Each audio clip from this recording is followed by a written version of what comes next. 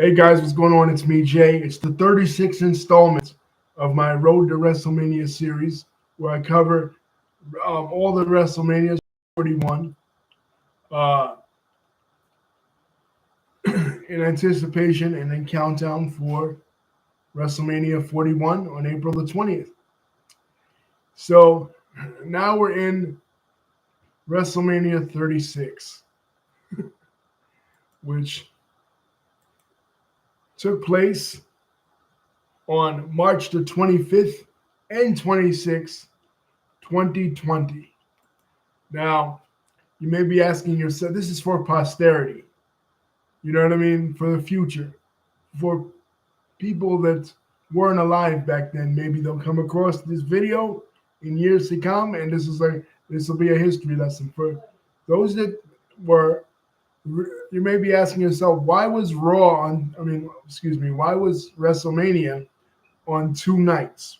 Usually it's just one night. Why March the 26th and March the 25th? Well, the answer is simple. Because of COVID-19.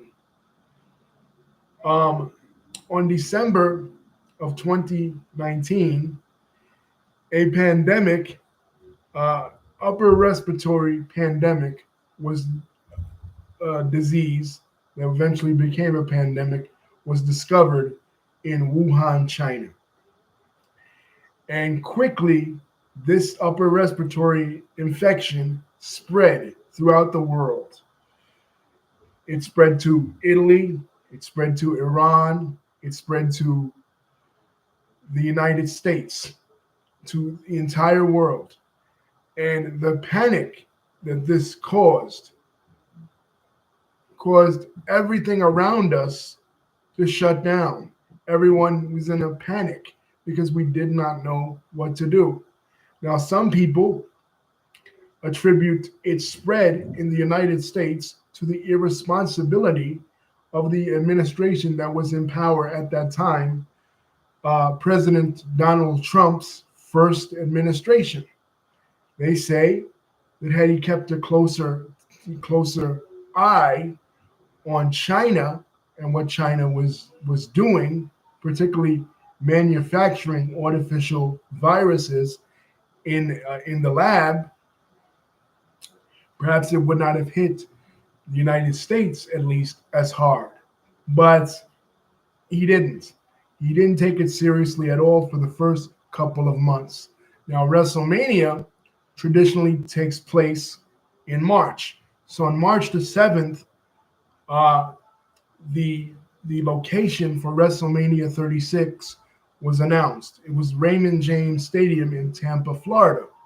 But things were changing again because every day different news was coming in, different deaths were happening, and the politicians in power were totally mishandling the situation. And it started to break down into a political debate.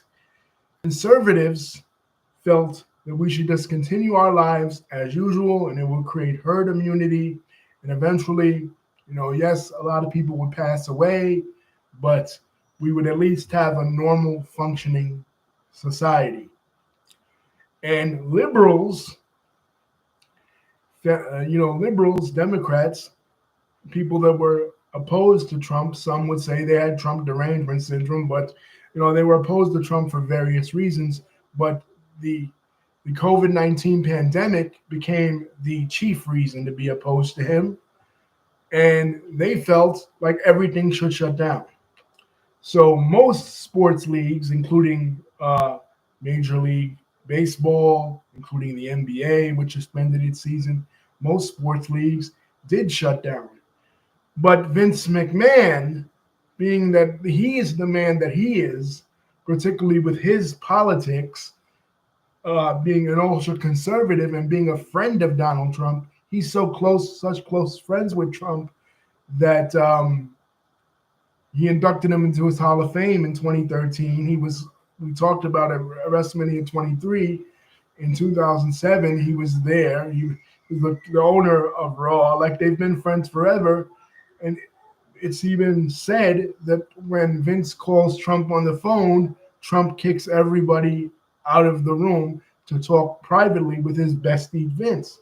So WWE was not going to follow suit and do what the NBA and MLB and all these other leagues were doing. They were going to the NFL season was already over,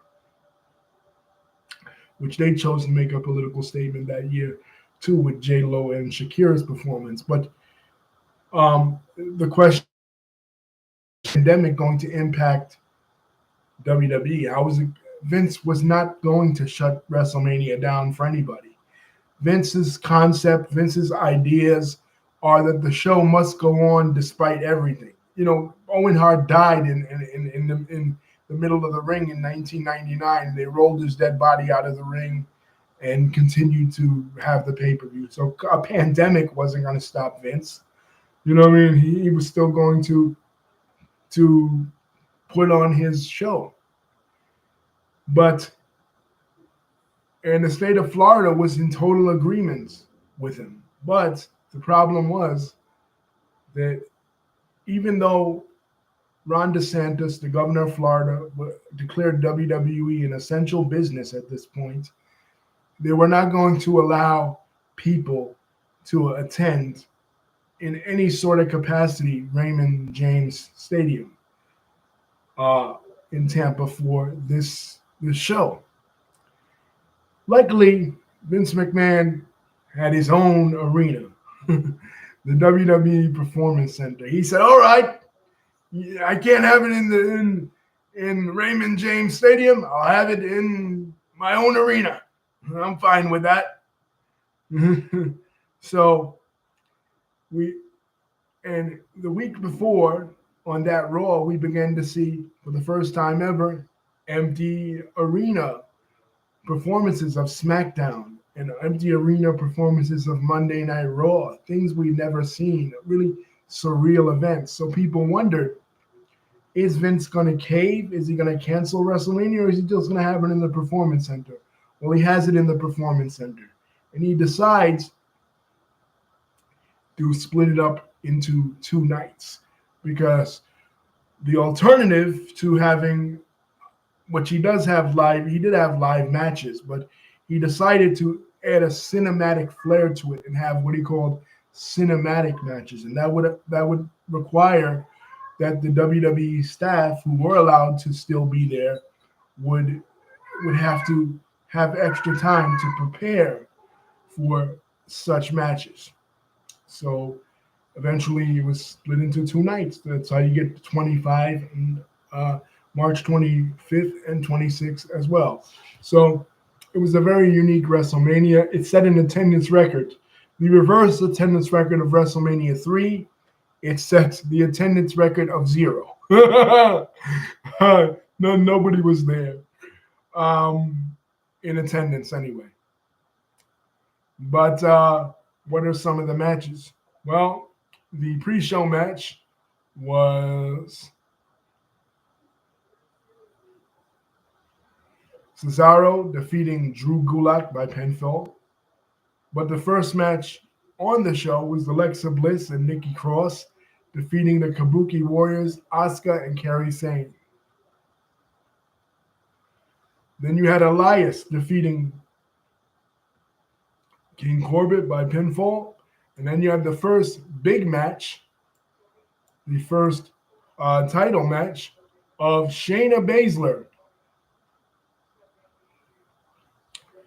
going against challenging Becky Lynch for the Raw Women's Championship. In a way, I kind of look at this as a how the mighty have fallen thing with Becky Lynch. A year ago, Becky Lynch was Becky 2 belts. She was on top of the world. She defeated Ronda Rousey and Charlotte Flair. Now she is wrestling Shayna Baszler. And it was a decent match, but it wasn't a great match. You know what I mean?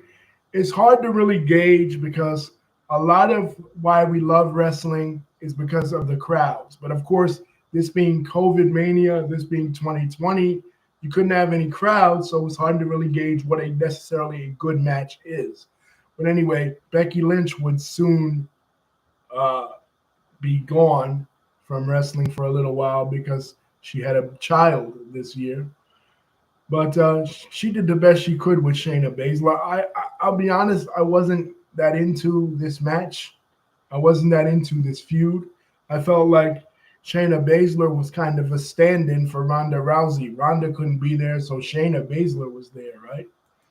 You know, that's the way I looked at it. Sami Zayn with Cesaro and Shinsuke Nakamura defeat Daniel Bryan with Drew Gulak by pinfall. Yeah, this was. Yeah, David says she should have. Exactly, I agree, David. David says Becky Lynch should have kept the SmackDown and Raw championships in 2019 and 2020. Yeah, absolutely. This match with Sami Zayn defeating Daniel Bryan, this was a good match. Sami Zayn was coming into his own. Pretty soon, we'll be seeing that Sami will be a main feature in this WrestleMania series.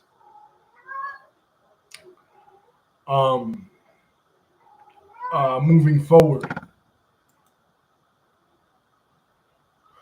John Morrison defeated Jimmy Uso and Kofi, and this was weird. This one was weird because you had one member of the Usos, one member of the New Day, and one member of Miz and Morrison, and this kind of looked like a video game match. I remember watching it at the time, and I'm like, "Yo, this is a video game match." And keep in mind, all of this was very experimental. We'd never seen anything like this. You know what I mean? It was supposed to be a tag team match, but you only have one member of each team going at it. This.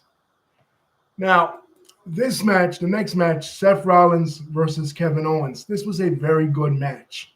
You know what I mean? Even without the crowd, they still put on an amazing performance, amazing high spots in this match. Because the story of this match was that basically Seth Rollins was saying that he was doing the Monday Night Messiah character at this time. And he was saying that, Kevin Owens is not a main player, that he doesn't deserve to be in front of the bright lights. In fact, they had to have it was easy to hear what the wrestlers were saying because everything was, a hollow space. So Seth Rollins goes, "You think you could defeat me, Kevin, in front of the bright lights? In front of the people?" And I'm like, "What bright lights?" They're in an empty arena. Like, like what bright lights is he talking about?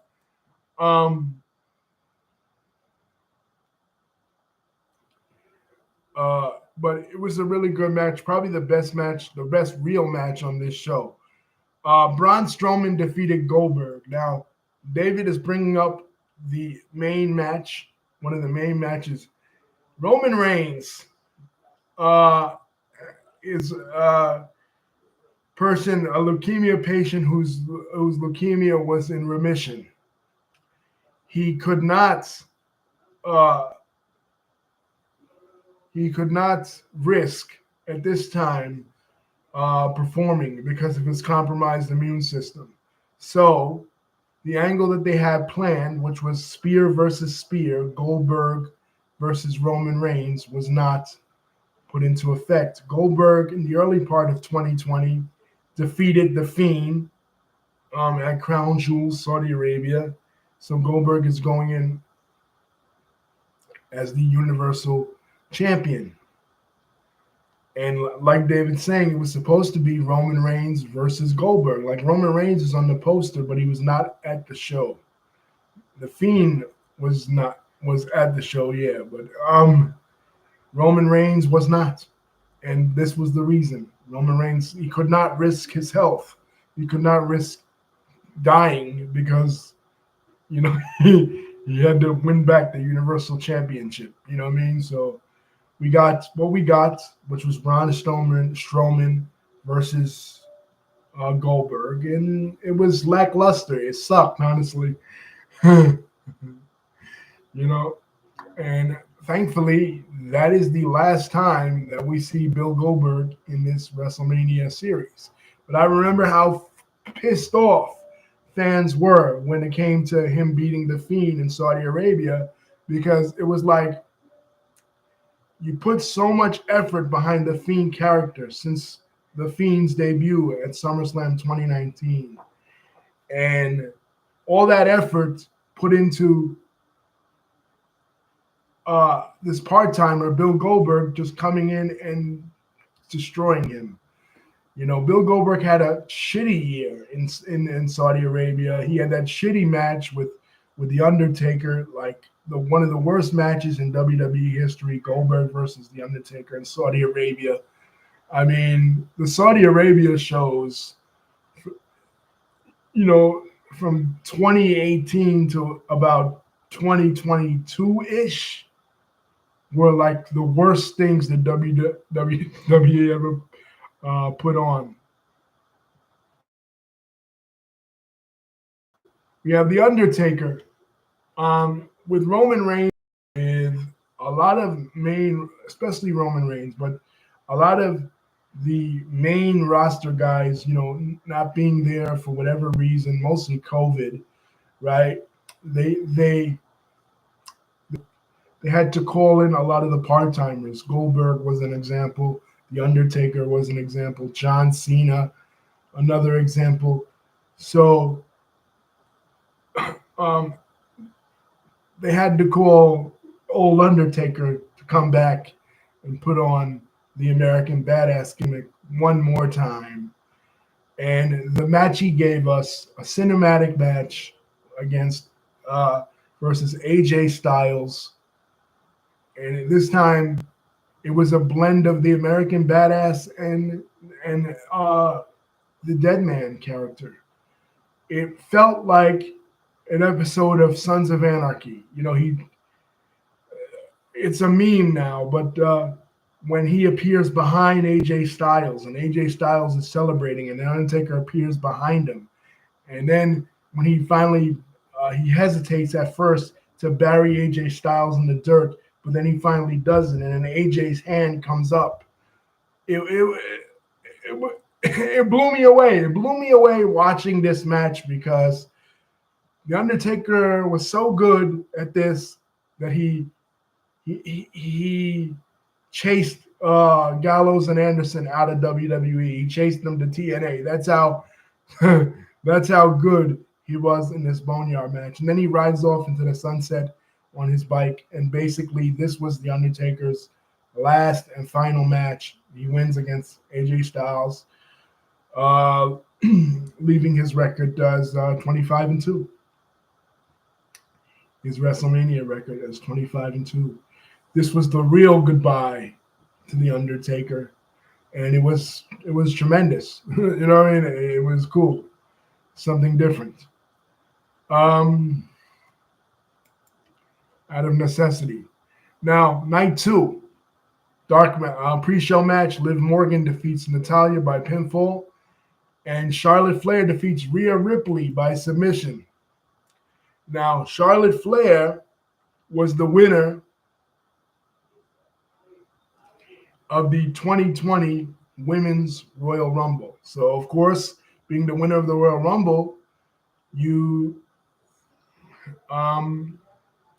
get your pick of which champion you would like to face. And believe it or not, she did not choose Becky Lynch. She chose Rhea Ripley. She chose a rookie, an NXT, the NXT champion. Rhea had been known in NXT, but had not really been known before that by main roster fans. So I gave Charlotte a lot of shit in other videos, but I give it up for Charlotte here. Even though she beat Rhea, she kind of made Rhea into a star. You know what I mean? Gave her the rub. Did for Rhea Ripley what her father did for Sting, in my opinion. even though she beat her. you know, Alistair Black defeated Bobby Lashley with Lana. Okay,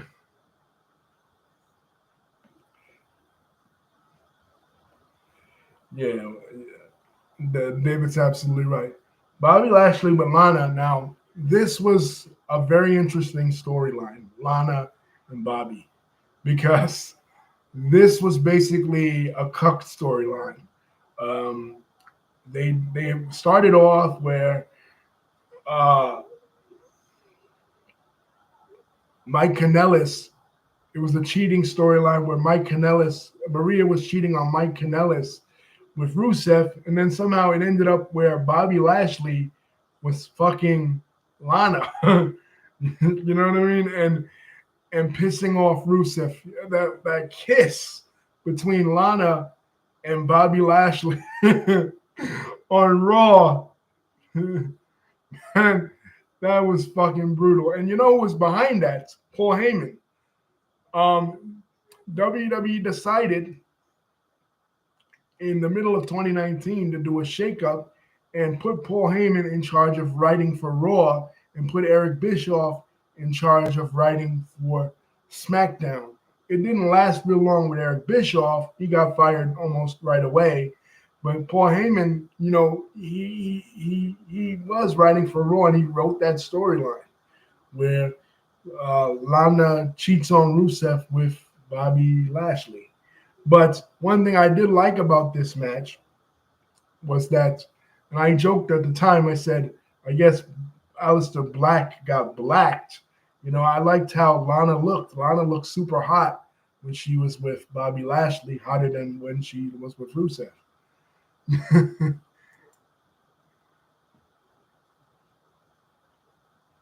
um, and another love triangle storyline, Otis defeated Dolph Ziggler with Sonya Deville by pinfall.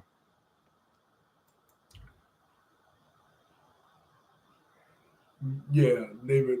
He says Bruce and Lana are back together because I heard it was all an angle. Like they pitched it to AEW as an angle. I mean, they've been doing this shit forever. Remember the old Summer Rae storyline with them and Dolph Ziggler?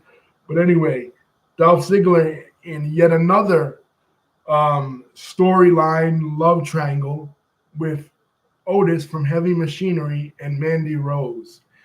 Otis had a crush on Mandy Rose. He set up a Valentine's date with her, and then he comes in for the date, and she's sitting there with Dolph Ziggler. So he's mad now, and Dolph Ziggler is taunting him that he's with Otis's girl, and but by the end of it, Otis gets the girl, and it's a really sweet moment, between them.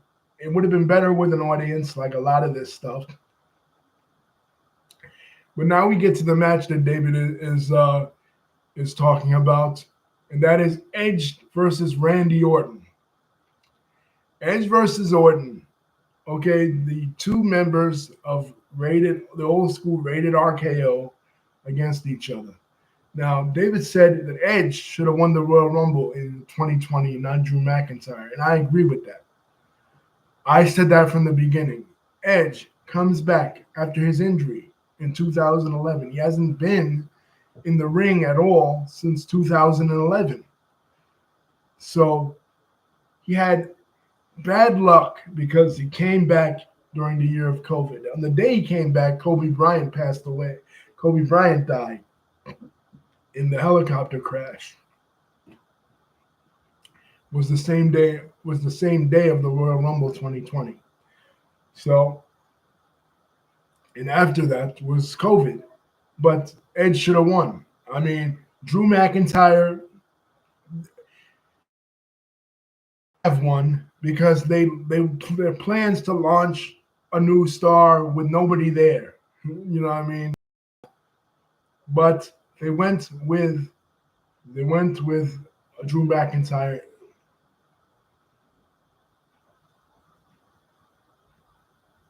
Yeah, me too. Me too.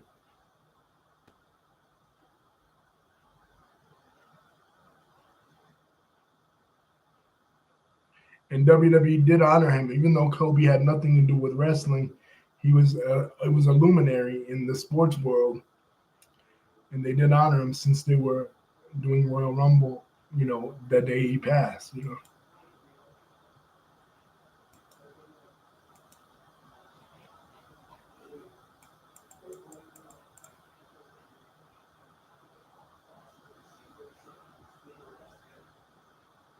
But this match was very long. This Randy Orton versus Edge match. This was very long. They brawled all the way to the back. Um, it went on so long. The match lasted. It went on 36 minutes and 55 seconds. 36 minutes of a match, and it wasn't even that good. They brawled around the arena. We saw all the performance center. I was I was watching it, and after a while, I'm looking at my phone because this is how boring and long this match was. And there was a spot where they choked one guy. I think it was Edge choking Randy Orton with a pulley that was reminiscent of how Benoit, offed himself. So I mean, I don't know if that was planned, but it was just weird, what I mean? But again, making the best of what they had, with the Performance Center. They would do that Money in the Bank match at the Performance Center later on in the year.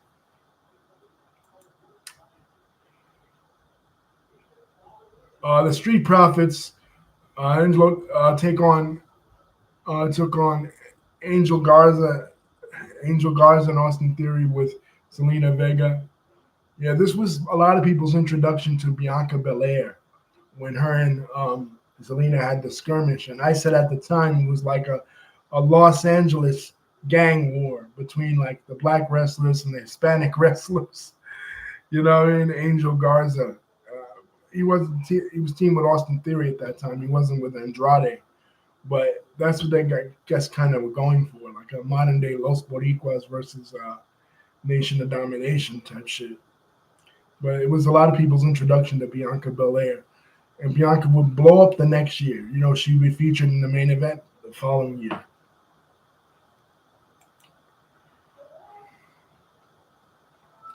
And another person that will be featured in the main event the following year is Sasha Banks, and she's in this match. Bayley, the champion, defeats Sasha Banks, Lacey Evans, Naomi, and Tamina. Yeah, I wanted Sasha Banks to turn on Bayley. This is another match that we never got the WrestleMania payoff. They were afraid to do it. They did it. They did a turn. Bayley did turn heel, right, on Sasha, right? But they never had a WrestleMania match. They never had a WrestleMania payoff. And there was one move where there was one moment in the match where I thought Sasha was going to do it, but all she does is then put the belt around Bayley. I thought she was going to take the belt and nail Bayley with it. But this period, the COVID period, was the pandemic era, was where Sasha Banks and Bayley really shined. They had a lot of great matches with the Kabuki Warriors during this period because the main roster good guys and stuff were not there, so they really had to. Most of the episodes of Raw and SmackDown, they really had to hold the fort down, for our entertainment, and they did, fairly well. The Fiend defeated John Cena. Now, this match, the Fire 5 Funhouse match, was surreal. This was great. John Cena comes in. He's thinking he's going to face Bray Wyatt in a regular match, and he doesn't. Bray Wyatt proceeds to take him down a rabbit hole, a tripped out rabbit hole through some of John Cena's greatest moments, real as well as imagined. He takes him through when we first encountered Cena in 2002 with Bray Wyatt playing the role of Kurt Angle. He takes him through Nitro with John Cena appearing with an NWO shirt and Bray Wyatt appearing as Eric Bischoff. He takes him through Saturday night's main event with Vince McMahon saying, "That's some good shit," through that promo of Zeus and Randy Savage. It's really surreal. But at the end, Bray Wyatt says he's going to destroy the most overrated, overprivileged WWE superstar in history, and it's John Cena. So he wins this match, but it was more than a match. It was a series of moments. It was a mind fuck. You know what I mean? And you couldn't even call it necessarily a match. It was an experience. I think that Bruce Pritchard was back in WWE at this time, and I think he had a lot to do with this. You know what I mean? Because he favors the dark. He's a horror movie fan. He was involved with Kane's development. He was involved with Undertaker's development. So I could see him having a lot to do with this Firefly Funhouse situation, as well as Joseph Parks, a.k.a. Abyss, having a lot to do with this. But I love this. You know what I mean? Like, this was Bray Wyatt's, rest in peace, magnum opus. This was his greatest moment. He really shined. Bray Wyatt's greatest things were not matches. Bray was not the greatest wrestler of all. People remember my rant from Hell in a Cell 2019, the Bray Wyatt, the Fiend, Seth Rollins match. I hated that. It was so bad that fans were chanting for AEW in the middle of a WWE performance. But stuff like this was where Bray Wyatt stood out, and he was brilliant in stuff like this. So, and given that they had history from WrestleMania 30, this was great. But now we get to something that was not so great. Once again, WWE putting perceived to be the main event in something that is not the main event. And that is Drew McIntyre defeating Brock Lesnar for the WWE Championship. Much like the other match, Braun Strowman versus Goldberg, they did the best they could, but a lot of this, especially they're just launching Drew McIntyre after he was with WWE and then he was let go. It was the three-man band back in the day, and he was let go, right? And then he worked his way back up to WWE in the Indies, and he gained the fans' respect, and they were launching him for the first time as a main eventer.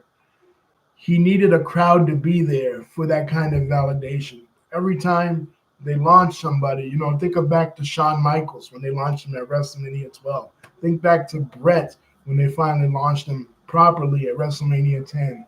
Think back to Brock Lesnar at WrestleMania 19 when they launched him, or even Roman, even though he had a visceral reaction from fans at WrestleMania 32.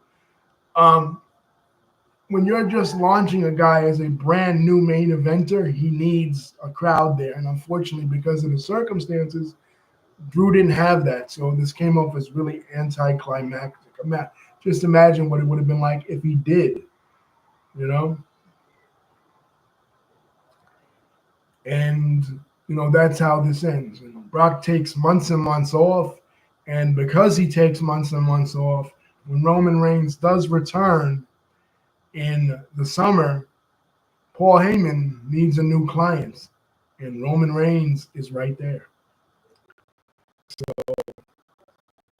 that's what we want. The next year, the crowd will return, and Roman Reigns will return as well. He'll be a different Roman Reigns than Roman Reigns we've been talking about for these past few episodes. He will be his wise man, Paul Heyman. But that's the end of Brock until WrestleMania 30.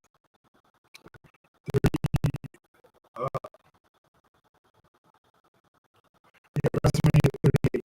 Brock will take a lot of time and come back at SummerSlam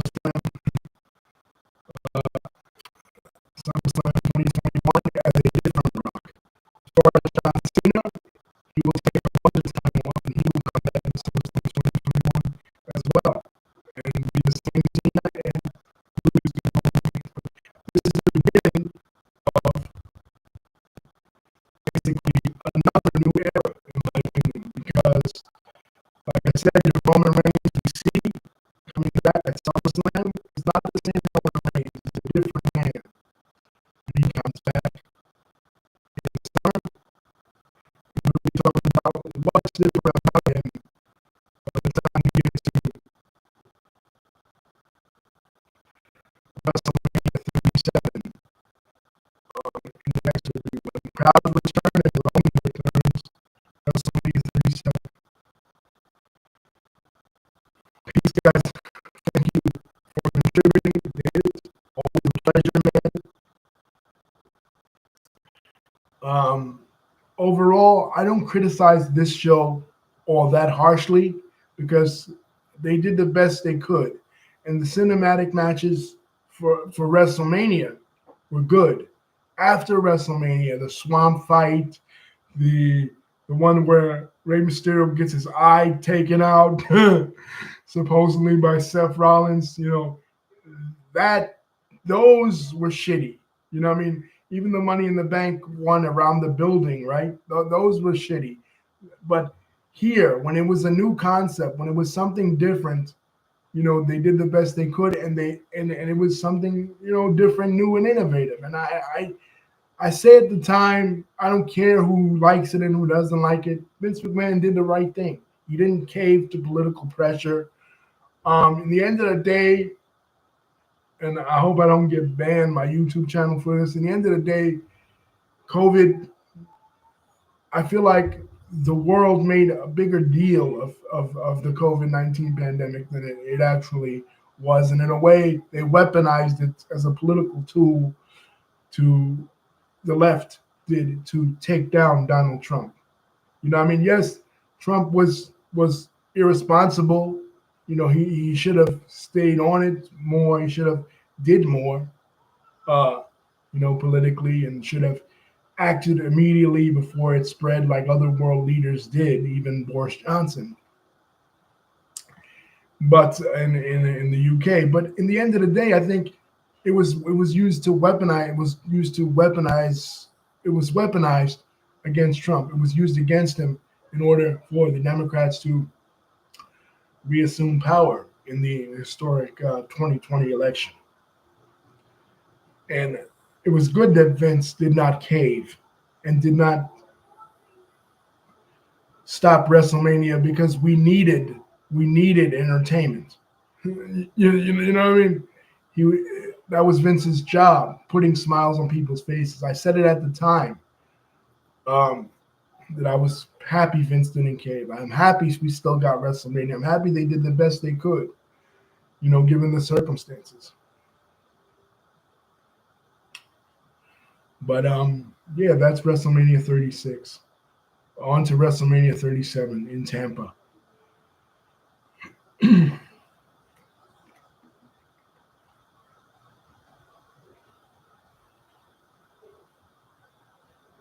Peace, guys.